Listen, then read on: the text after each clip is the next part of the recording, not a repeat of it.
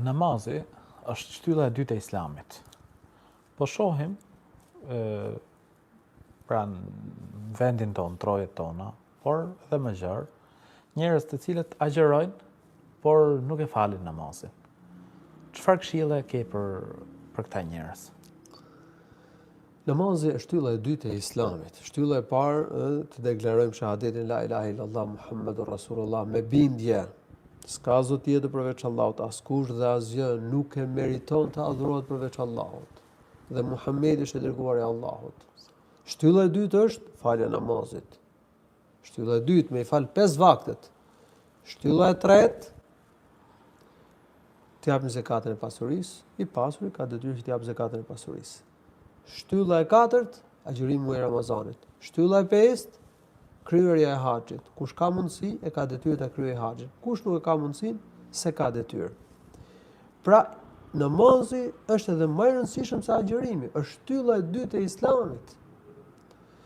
Namazi është vepra më e dashur për Allahun sipas një hadithi, namazi në kohën e vet. Namazi është adhurimi më i mirë që ne kryejmë për Allahun.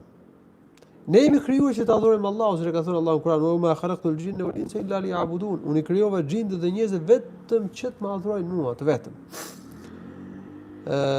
Përderisa ne jemi krijuar të adhurojmë Allahun dhe përderisa namazi është vepra më e dashur për Allahun, është adhurimi më i mirë, atëherë ne jemi krijuar të falim namaz.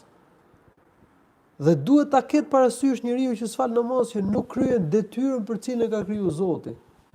Nuk përmbush qëllimin për cilin e ka krijuar Allahu i lartësuar. Jemi krijuar të falim namaz.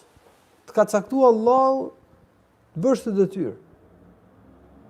Kërkon prej teje ta kryesh, ti ka dhënë gjitha mirësitë.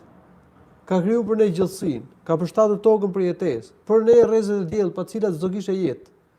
Për ne ka zbrit shiun, na ka dhënë burimet e ujit, burimet e ushqimit, na ka dhënë shnetin, na ka dhënë mendjen, syrin, pjesë të trupit. Kërkon për ne të falim 5 vakte të namazit.